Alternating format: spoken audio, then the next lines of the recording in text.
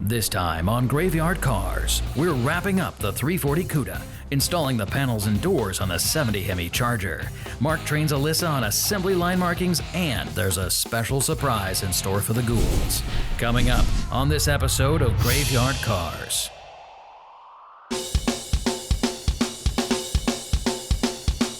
Things have really been rocking at the new shop. I personally laid out a beautiful paint job on the 1970 Hemi Charger in FK5 Burnt Orange. Autometal directed a beautiful job installing all the new sheet metal on our Phantom CUDA. We finished the 1970 383 CUDA, and Mark and Elena Daly could not be happier. With my daughter Alyssa, my old buddy Will, and the newest ghoul to the team, Dave, we have been turning and burning like never before.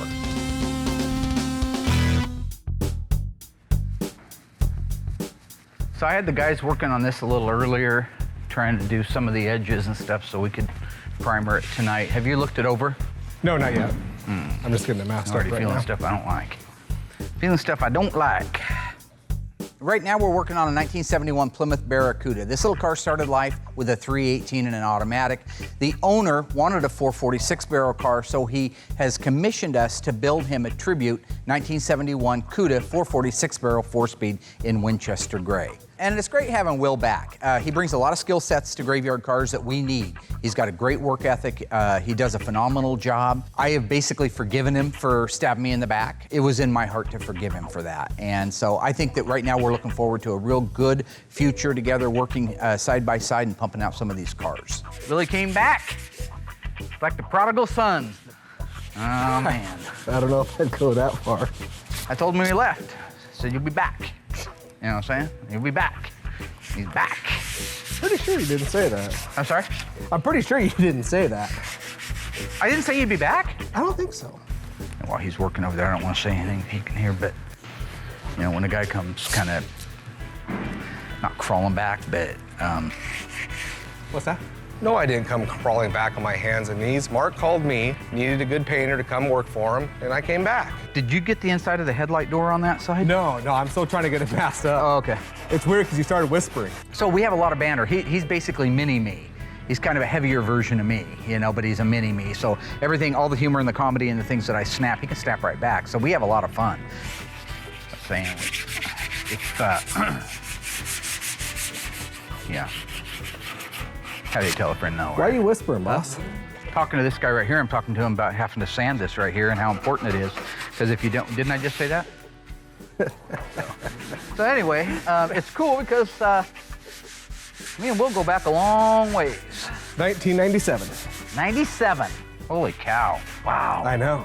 I'm almost 40. And you just graduated when you started working for me, Yeah. right? God. So you were 20. They held them back a couple of years. They did not. While Will is finishing the block work on the 71 Barracuda tribute car, I'm gonna go up front and check in. I understand that all the appliances are here now from our friends at One Fat Frog. This is so cool. The main idea behind having all the appliances and having the ability to cook here and to be able to have the theater here, it's so hard to get all the guys together to film. I mean, we're burning on getting cars done. What happens is, it's a Saturday, we're filming, noon comes around, everybody's hungry. This guy goes to this restaurant, this guy goes to that restaurant. 3 or 4 hours later, we've lost half of an afternoon. I think it's good for morale, I think it's good for productivity, and I think it's just a really cool thing to be able to add to the Graveyard Car experience.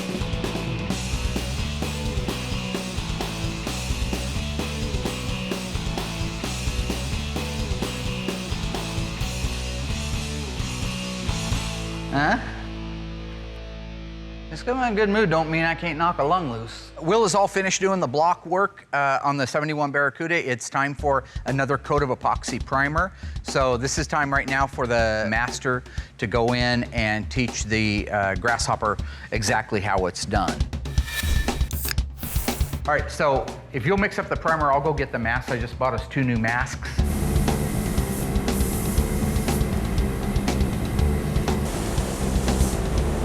Well, inside the paint booth, I give hand signals, all right? So that's what that's about. When you see me doing this or this or this, I'm giving hand signals like they would in top jet fighters when they can't use communication because they don't want the enemy to overhear it because they're eavesdropping on their conversation. So they'll go like that, means go up, or you know, like when they're bringing them in, they'll go like that. So I'm saying, bring it home, So basically all of my hand gestures have a meaning behind them, and he'll learn those. It probably looks like I'm a little bit different out there when I'm doing that, but I think he'll learn some of the different hand signals and find that they're very useful. The hand signals, this is field goal, this is safe, they mean nothing. So whatever he's doing with the whole, hey, they mean, you know, this is a rooster.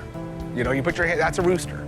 You know, so really, I mean, that's it. That's what it is. It's a life spent learning how to do something, and you take it very seriously. All right. So, hand signals might seem goofy to you, but to the guy that's receiving them or the guy that's giving them, it might save a life, or in this case, a paint job. So. Danger zone.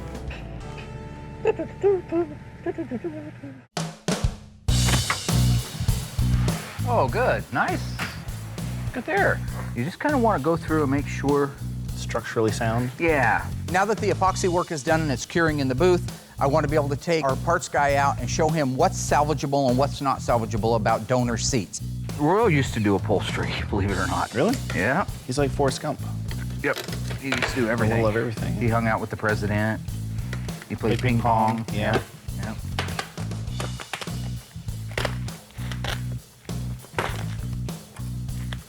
Yummy. Oh, Rotten through. and bugs. Oh, yeah, look at that. Potato bugs. Potato bugs. But this ate all the way through. There's no way to save that. Go throw that in the dumpster. This is a really good experience for Nick. He wants to be our parts guy, and he's really put a great foot forward towards it.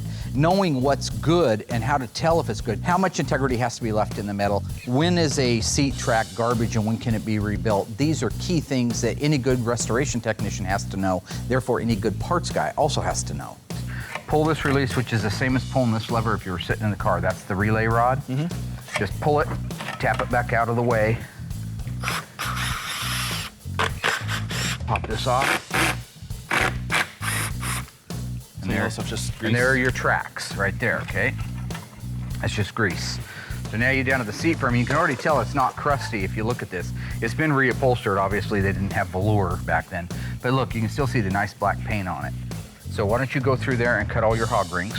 Nick has a really good idea now as to what's going to be salvageable and what's not. So I'm going to cut him loose to do the rest of the disassembly. Meanwhile, I'm going to go get together with the rest of the team, go over our progress board, and get the week lined out. This is going to cost somebody a dissension. Yeah, I don't know who drew those. Yeah, I think I do.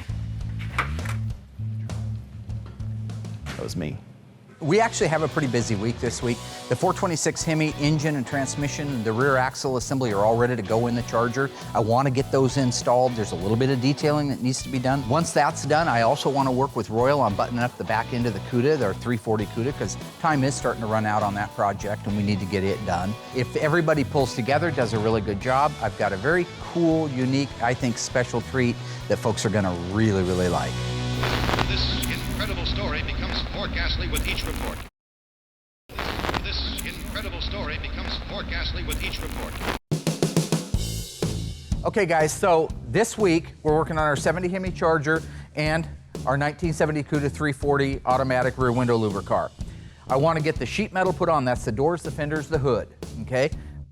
Once that's done, I want to raise it up in the air and get the drivetrain installed. That's the motor, the transmission, the K-member, the rear axle assembly. Before we do the drivetrain, Alyssa, you need to put all the markings on. So I'm going to work with you on the finer points of detail, all right? I'm going to work with Alyssa on the installation of all the assembly line markings and the original part numbers. I think she's going to do really well at that. Meanwhile, the rest of us can start putting the rest of the sheet metal on the car. So by the end of the week, I want that on. I want the drivetrain in it, and I want all the sheet metal on it. Bob's little 1970 CUDA 340 rear window louver car. I want to get all the rest of the back end of that wrapped up so that we can move it forward towards getting it done in the next 2 weeks. We still got our little 340 CUDA over here that we're running a little bit out of time on. I think we're okay, but we got to keep pressing forward. Just because we have something over here doesn't mean we don't have something over here or over there. So between everything, I think we're going to have a really good week. So we're going to run out of time soon on it. Feels like we're doing really good because we're knocking out a lot of hardware, but tomorrow's going to be here before you know it. So let's rock and roll. Take those two seats up and put them somewhere in his parts room so we have that bench to work off. I want to get all of the bolts set out for the fenders and the doors for this car so we can get the sheet metal. You want that whole thing cleared off? I want the whole thing cleared off unless it says Hemi Charger. Okay. Working on the balance that Mark and I started yesterday, and nothing's lining up. Bro, you need a toupee, I decided, buddy. No, I'm fine. I'm sick of your bald head, No, man. I'm fine. Tired of it. Well, You need a toupee, and that's what I'm gonna buy you for your birthday, bud. A good look. I Buy just me watched any- Seinfeld where Costanza You can got buy- one. You You can look buy good in anything it. you want. Elaine hated it. See, This it's back's not smaller. lining up. Okay, you want to stop screaming for a minute? I think we had the wrong hardware in there. I think these are okay that we did, but I think these are too big. Look at the factory size of the stud. See, that'll allow us, I think, more latitude. Gosh, those are so small. Nice. That will allow for more adjustment. It will, yeah. where do you want the 70 Charger parts? They can just be out. This can all be here then? Yeah, we're looking, what I'm gonna be looking for is the hardware that holds the doors Right and here. the fenders on. So you're gonna need to get things out. Okay. And we're gonna need door latches too. Okay. You're butting up against it right there. This doesn't go anywhere. That should move over a little bit. It fits the hole perfectly.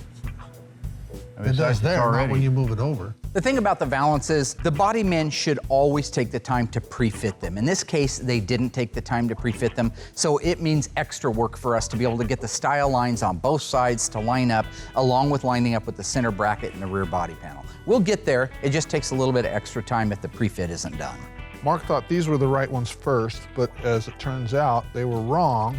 These were for the Valance clips, and Mark was guessing that these were right, and they're not for this car. They're right for some of the B bodies, but the E bodies use the smaller one and the smaller clip. That way it gives you a little bit more adjustment in the balance.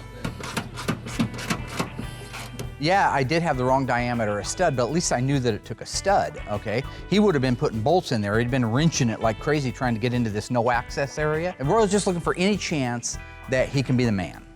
Once you get the rhythm, once you get her going there, you Come know. on, get rhythm. You got none, buddy. Huh? I got more rhythm than you do. No, you don't. Yeah, I do. Roy, you haven't got any rhythm, bud. I'm sorry. I see chattering your teeth and tapping your foot to the ground nervously is not rhythm, bud. Rhythm, you see me dance, okay? That's rhythm. We've all seen you dance. It looks like a spasm. While Royal and I are working on the 7340 CUDA rear valance, I've got Will out looking for the correct hinges that were pre-fit already for the doors for the 70 Hemi Charger. Will has been doing an outstanding job. He's a team player. He's working his butt off to make this work, and I'm very proud of him. No hinge. No hinge. There's 2 boxes over there, Damn it. but not a hinge. Okay, this is exactly the way you don't want to start a week. Missing a door hinge, missing a bolt, because today it's just those 2 little things. Tomorrow somebody will have misplaced the engine out of the Challenger. Let's go for a walk. Which years of the Plymouth Roadrunner came standard with wheel opening moldings? 1971 to 1973, 1972 to 1974, 1971 to 1974. The answer coming up after the break. This incredible story becomes more ghastly with each report. So which year of the Plymouth Roadrunner were the wheel opening molding standard equipment? The answer is C, the 1971 to 1974 Coke bottle style Plymouth Roadrunner. It has been established that the unburied dead are coming back to life.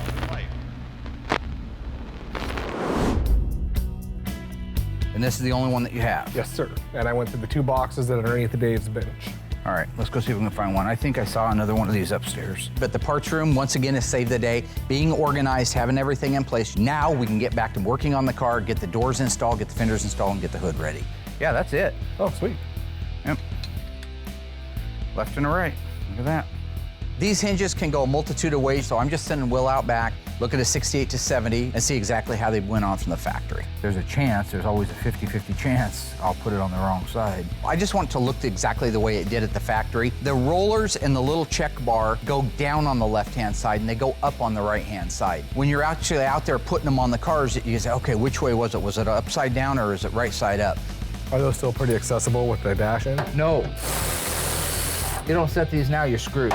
You know, Will brings up a good point. You can put something together and it'll work, but if it's not correct, in many cases, you'd have to go back and take half a car apart to be able to get access to them. So taking your time and making sure that it's right the first time will save you time down the road. You said the driver's side went down? The passenger side goes down. The passenger side goes down. Yes. Just to be sure, you want to put those in? And I'll run out and take a quick look. They're on the bottom. He's crazy. He just walked out and looked at one.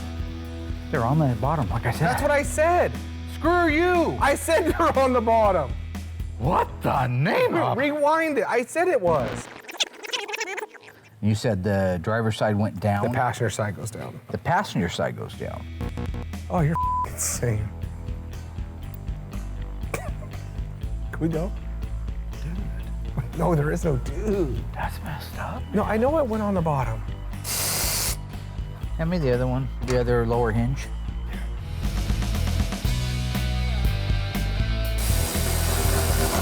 All right, let's try to hang the door and see what we got. Roy, you give us a hand with this door real quick, bud.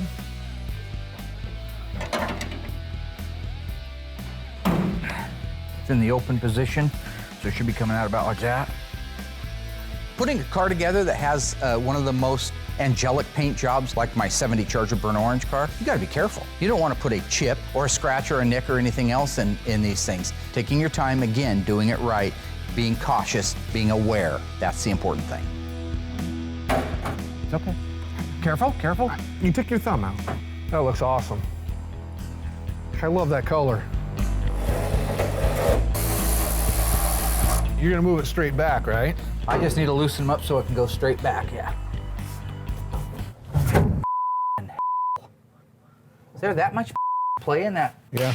In that pin? I'm not laughing, it's royal.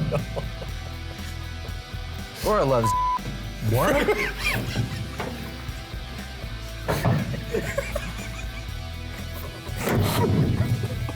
God.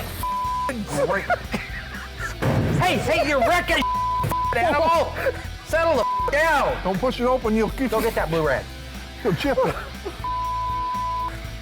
Crazy rager. With the sheet metal on the Dodge Charger now and the rear valance all buttoned up and fitting like it's supposed to, I'm gonna go over to the body shop with Will and I'm gonna start blocking out the deck lid for the 70 Dodge Charger.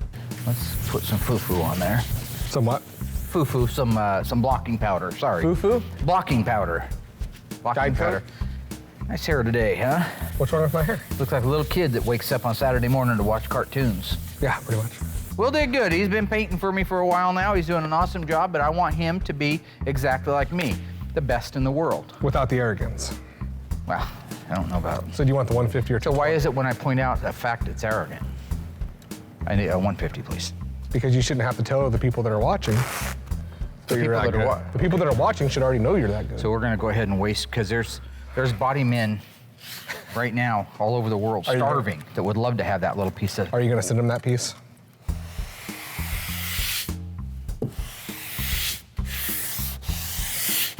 Well, it's cutting down nice out here. It's not cutting down so nice in there. But you can see it tapering out here. The puddle is right there. Yep. If you press too hard, you'll push right down in there and pull that guide coat up out of there. Well, there's another layer of primer, but just so maddening. First eyewitness accounts of this grisly development came from people who were understandably frightened. Because of the obvious threat to untold numbers of citizens, this station will remain on the air day and night.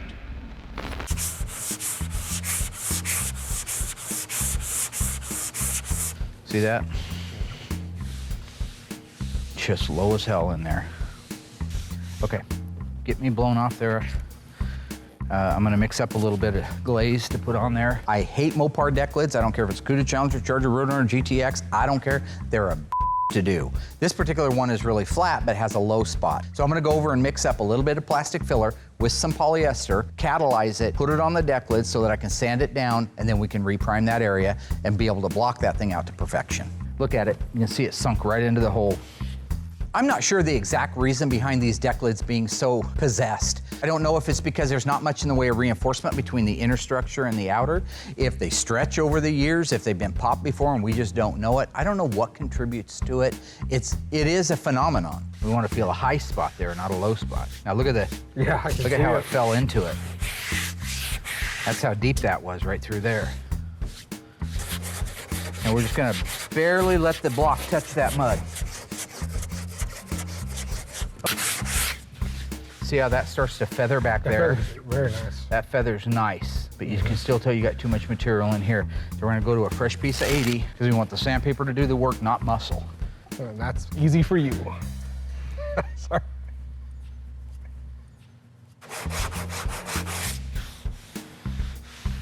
Now feel that. Now go over the top of the center of it. It's as perfect as you're gonna get to feather into the old body work. That's where you're gonna get, and the rest you're gonna bridge. I'm calling it right there. Go ahead and blow that off. I'll put a little bit more on that end down there. Blow it that way so we can blow the shop out that direction. That was the plan. I know it was, Willie. Willie came crawling back to me a few weeks ago. Kind of cool. I just got the word that the transport guy showed up and it's got my 2 new E-bodies coming to Graveyard Cars. One is a 70 Cuda 440, the other one is a 1970 Barracuda Grand Coupe.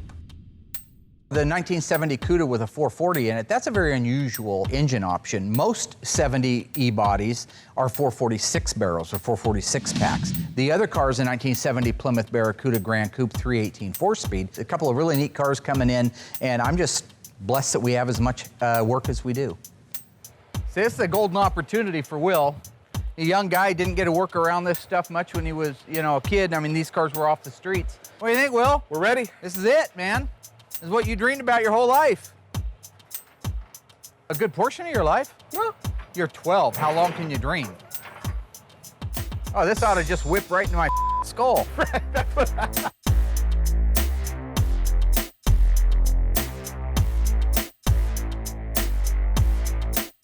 Can you grab the Stringo? Grab under the back and let's put it next to the Hemi Cuda. You don't hear that in every parking lot in America, do you? Put it next to the white Hemi Cuda.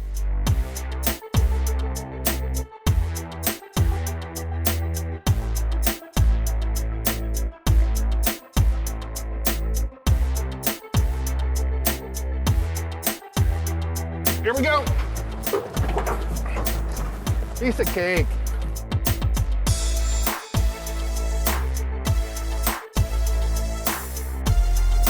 You could have got a 383 and a 4-speed with air, by the way. Oh, you could? You couldn't get it in the 440, the 426, I mean the 446. Still think it's a... You should be learning no, this stuff. I know, but you shouldn't be exhausted by the it. second you get all crazy with everything. Why is rattling off a series it's of not VIN rattling, number? it's being ridiculous.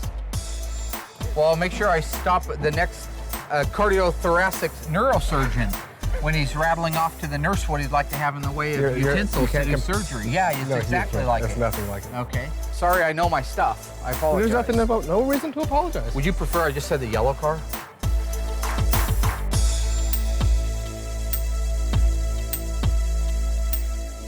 First eyewitness accounts of this grisly development came from people who were understandably frightened. They're coming to get you, Barbara.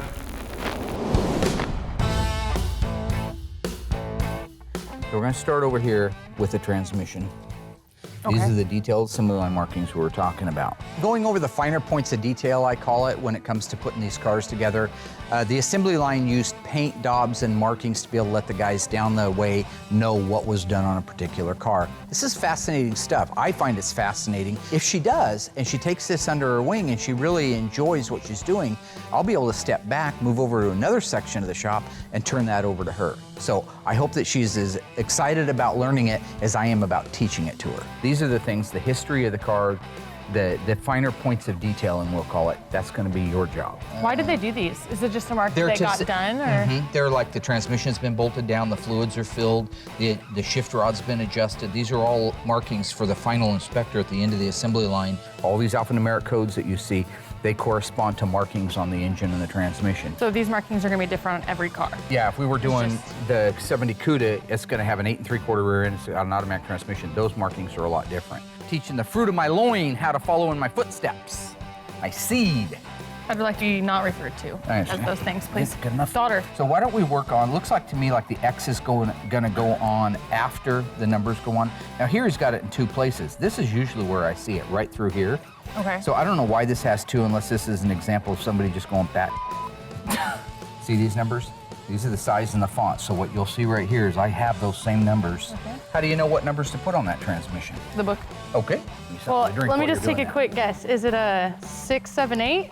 678 would be a real nice 23. 23 spline But it's body. a combination of these. It is a combination of those. So you have to go to the broadcast sheet. And what we're looking for are assemblies, not particular part numbers, but assembly numbers. Transmission 676. There's your numbers. 676. 676. There's a 6, 7. We'll go back over and do the 6. And there you go. So there's our part numbers, last 3 digits of our part numbers. So why don't you take this, and I want you to swipe this across the numbers like we saw. Across the VIN? Not the VIN, the casting number. It's across the casting number. It's a pretty color. So this white daub of paint right here is, On the top. put me one right on top of this bolt head, and then all the way to here. So this covers the top of the bolt, the top of the washer, and into that area right there. Yep, beautiful. And then we got a white daub between the 1 and 2 bolts on the transmission. So we got a white daub right here. So wait a minute, this is backwards in the book, right? Because that's self, I'm just trying to figure out how you're getting from the diaphragm to that, because we're looking at it from the opposite side, so I was confused. Alyssa's a bright girl. I mean, obviously, you know, look where she's coming from. But I think she doesn't pay attention, and then she plays catch up. So when we're looking at the driver's side of an engine and transmission, we know the shift linkage is on that side, and we go to the book, but the book's just located on the passenger side of the car, and she says, I don't see it on this side of the engine. Well, of course not. You just pick up the book and walk around 180 degrees, it's right there. When you're looking at like here with the shift rods, see all these shift rods? You don't see them over here. So that's a clue they're not over here. Yeah, Now, giant this one. is what this is all about. Oh It's not my a chance God, for me you're to make the fun of you. worst trainer. Can I like have someone else train me next I time? have Is been Royal told- available? I have been, yeah. Is Royal available? So we have one more white daub. Does this help a little bit? Because now you Yeah. can see the Oh my God, it Look matches at- the picture. Yeah, exactly. I'm learning. I threw you a curveball by Weird. being on the other side. I Weird. apologize. I know, it's so weird. You're doing a good job. I'm sorry I'm not a good teacher. You just need to have more patience. Maybe I wasn't a very good father. There's no such thing as a stupid question. You ever hear about I've that? always had a problem with that. You didn't have very many friends in school, huh? Most of them beat me up. Wonder why. Such a likable person. Okay, not on my floor. It's a $250,000 floor. Oh my It'll God. clean up. Oh my God. You're so dramatic. You exert a lot of energy on things that don't matter, Dad. This is a polished floor. They cut it down with 40 grit, and then they polished it out with 80, and then they went to 120, 360, 400, 1,000, 2,000, and then they buffed it with a 480 volt machine so that it shines like glass, and you just throw paint on it like a crazy person, like a sociopath burning down a house. Really? I'm a sociopath now? Let's worry about the rear end now. Okay. You know, other people doing this for the first time are gonna feel the exact same way I do. I know it. I know it. But you're my daughter, and I expect perfection out of you, just like you hold me to a higher standard of perfection. Only because all the smack you talk. Let's do the 084 right here.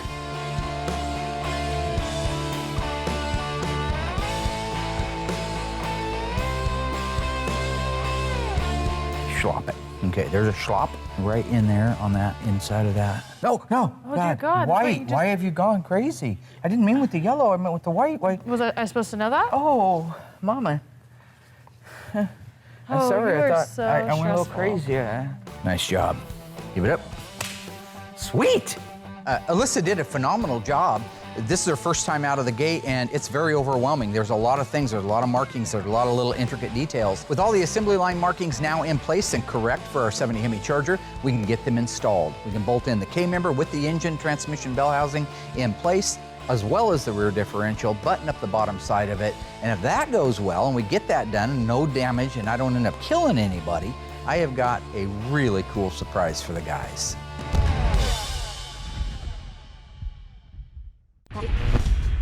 True or false? The 1968 to 1970 Plymouth Roadrunners were not available with wheel opening moldings, not standard or as an option. The answer coming up after the break. This incredible story becomes more ghastly with each report. So, true or false? The 1968 to 70 Plymouth Roadrunners were not available with wheel opening moldings. The answer is true. Oddly enough, you could not order an RM package any Roadrunner, 68 to 70 hardtop, post, or convertible with wheel opening moldings. However, in a twist of irony, in 1971 to 1974, they were standard equipment. Because of the obvious threat to untold numbers of citizens, this station will remain on the air day and night, day and night. Okay guys, so what I want to do is get the rear end put in the car first, because remember the counterbalance thing? That thing weighs over 1,000 pounds right there, so if we put it in the front and we don't have something in the back to counterbalance it, that thing's going to want to do the endo. So I've got everything set up on it. It should go in really easy. Okay, Will, I'm going to let you do some of this because you haven't done too many of the mechanical things. See how easy this goes together. Me and Royal, the old salty dogs. The 426 Hemi is an elephant, not by nickname, but by reality. You compare it to an engine that has more cubic inches, like a 440, and it dwarfs the 440 because of the massive Hemi heads. Now you have to take this 426 Hemi with this manifolds, with the heads, with all of this stuff, and fit it into the same engine compartment that would accept the 440 or 318 for that matter. What's the X mean on the rear end? It's an assembly line marking, and I don't know if it meant that all the bolts were torqued down or if it had the fluid put in it. I don't know. Some guys know. I don't know. I thought you knew everything on these. I know it's supposed to be on there. But you don't know why. Yeah, I didn't work on the assembly line in 1970. Why are you laughing nervously, man? I'm not laughing nervously. You just said you're the greatest Mopar restoration technician the world's ever known, yeah. So I figured you would know everything. Yeah, well, the second greatest Mopar restoration technician that the world's ever known doesn't even know it gets an X on there. Okay. I just figured you knew. I'm closer to levitating than I am falling. I figured you knew. I guess not. I don't want to put wheels on because Alyssa's got to come back and we're going to do the rest of the detailing on everything once it's in. So like the leaf springs get a swab of white at the front, they also get a red to show that they're actually tightened down into place. Okay. This gets a 2-inch red band around it. Would you like to know how come? Yeah. Yeah, because all styled wheels that you can see through, such as the 15.7 Rally, not the dog dish, but the 14.5 road wheel, all those that you can see through had to show red on the back of the drum. And yet you don't know why X is on the back of the rear. It is either because it's full of... That's not huge, my man. It's huge. I just don't understand. This is the original, as your folks say, original. My folks? Yeah, this is the original pistol grip shifter out of the car. What folks is that the owner's father drove for 30 years. Most people would have just put the new aftermarket one in. I sent this out, spent $300 having it perfectly re-chromed. Because I have what? Because a customer asked. A heart. Yeah, it ain't that big. This is the moment of truth. It's a tight fit. You put that engine in there, you do it without damaging anything, we win. You damage the aprons, you drop the engine back out, we take it over to the body shop and start back over. Okay, the fronts need, I don't know why you guys gave up there. The front needs to come this way here. Okay, right there. Okay, we're just gonna put it in the car. Oh, we are? Not in the car out in the parking lot. Oh, shit. I wanna put it in this car. And watch Will, he wants to push it into the traffic. No, I barely, there's no f***ing traffic. The front's really straight, but the back needs to go over. Yep, I like it. Keep coming. So this is where I think we need to come. We need to come farther with the motor so we can get into the wider part of the second. Because okay, I understand. I don't want to. I actually think it gets narrower at the front, but I think we're good there, Royal.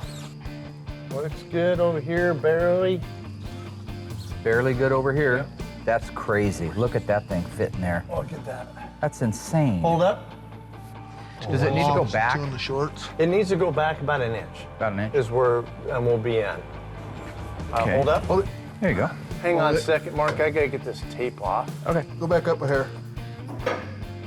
Oh. That's bad shit. Why did you go crazy? What are you talking I'm about? talking about he wanted to go up just a little bit, and you that big old cement forearm of yours just went. Gentle, finesse. You ever play ping pong? What that? What that? No. What that? No, never. You ever play pool? Put a little bit of English on it? Be sound. Be sound. But because this, you're not gonna walk up to a pool table with a cue and just start bashing balls like Bam Bam from Flintstones. I don't play pool.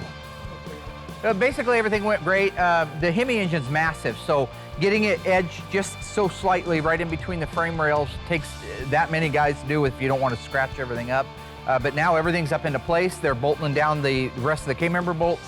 All that's left is fasten all the things together that we've got ready to go together in the suspension. We're ready to let it down and start putting the rest of the car together. The guys did a phenomenal job over the last few weeks. I think they're gonna like the reward that I brought for them. I know that I'm excited as can be. I think they're gonna be equally as excited. Guys, Sand in your eyebrow. check it out. Come here. The thing is when you got Form light, nice little line right here. You have no idea how cool this is. It has been established that the unburied dead are coming back to life. First eyewitness accounts of this grisly development came from people who were understandably frightened. Guys, sand in your eyebrow. check it out. Come here. The thing is when you got Form light, nice little line right here. You have no idea how cool this is. What is it? Who is it? Another project. Just what we need is another project.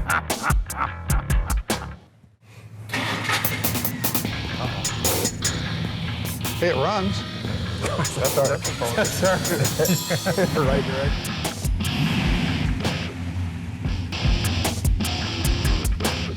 That is cool. Oh, yeah. Nice. Look at the chrome bumper. That is the car. Look at all the chrome on that. That is nice. That car is sick. 1958 Plymouth Fury, 350 cubic inch, dual 4. Killer car, literally. That's awesome. Is that just an awesome car? Awesome. That is It sounds freaking cool. awesome and everything. It's scary. This is really exciting. For me, I've always loved the movie Christine, so to have the actual one of the cars that played a part in the movie come out and detailed as well and as accurate as this one is just a blast. Absolutely walking around on cloud 9. Look at the single backup light in the bumper. Yeah. Look at those fins. Go They're check, cool, aren't they? check the dude out, man. He is Yeah. awesome. That guy is awesome. That's awesome. Hey, That is cool. roll down your window. Check him out. Okay, that's weird. Yep, that's weird. Yep, there's nobody driving it. What? Yep, I don't know any part. There's nobody in the car. Yeah. There's That's nobody weird. in there. Yeah, yeah. Driven by Satan! Yeah, who's running this thing? Yellow. The guy who owns this car, his name is Bill Gibson out of Florida, Pensacola, Florida. And he's the guy that looks like he's got a big smile and a remote control in his hand. That's the great Oz behind the curtain right there. I know you were panning Royal, on this there is for a Bill. minute. I saw the fear in your eyes. Man. I could tell. I think that was I could awesome. tell. It's a Cars don't drive Okay, themselves. Christine, go ahead. Take a break. There we go. Thank you, girl. Awesome. Yeah. Bill Gibson, this is my beautiful, lovely, significant other, Christine. Been in contact with Mark for a while, and Christine insisted that we had to come down and visit you guys at Graveyard Cars. Bill really went out of his way to make this happen. This is one of those lifetime experiences that we'll always have at Graveyard Cars. It'll make it into one of our posters. It'll be in our kitchen or our lobby or one of the other areas that we hang out, because this is part of the fabric of the life of Graveyard Cars. This is considered a classic car, but it's everything a classic car should be and more. I mean, it's red and white, which is the ultimate color. Got awesome lines. It's got the fins, which is, distinguishes that era, and all the chrome.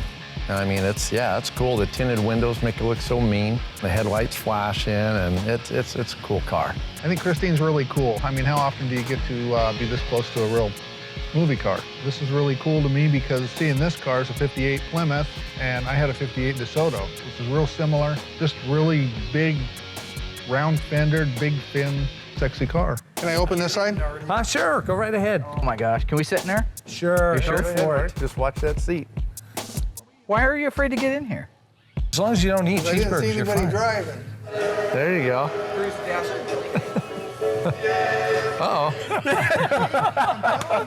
But when that seat started rolling forward, the expression on his face was priceless. That was awesome.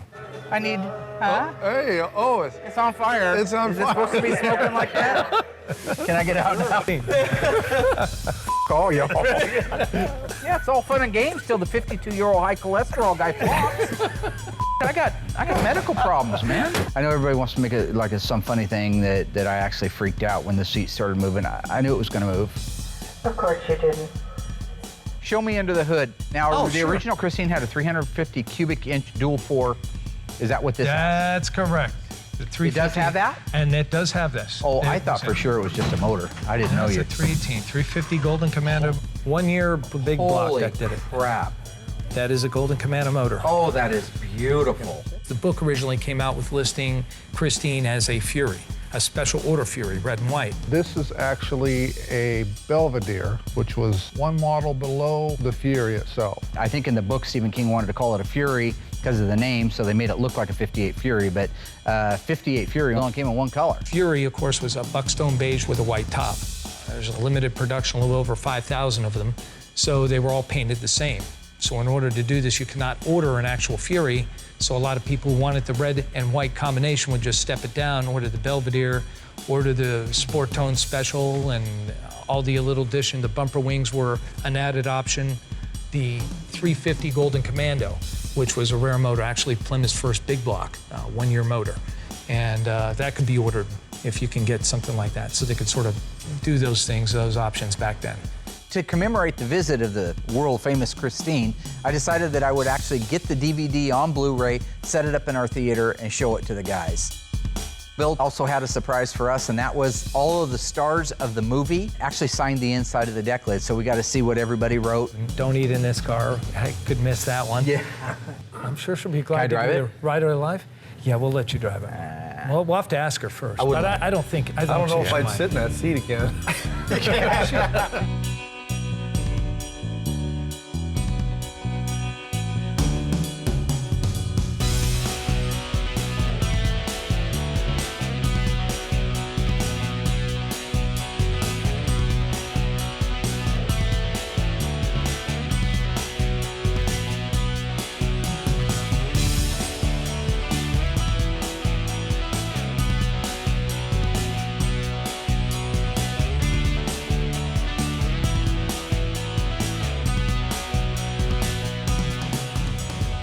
It was great having the mayor out. I think that was awesome. It just shows that we're a little town and we all stick together. I'm Christine Lundberg. I'm the mayor of Springfield, Oregon, and I am here because I wanted to see the car Christine. I'm Christine. I mostly know Mark because he volunteered to have cars at our Christmas parade, Well, which I'm is a celebrity. because, okay, start again. I know. Thank you for coming out. We want to show you this beautiful car. She's a very jealous girl, I will tell you that. I know. Who's laughing? Why are they doing that? What was that? Christine. It's Christine. She's got a male voice? Yeah, you're comfortable for now. She gets very mad.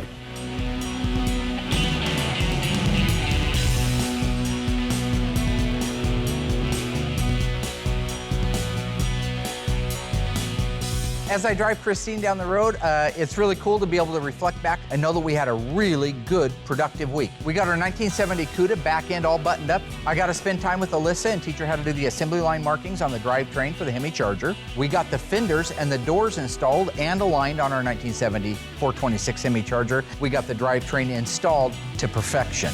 And to top it all off, we had an absolute blast visiting with the one and only demon-possessed Christine 1958 Plymouth Fury.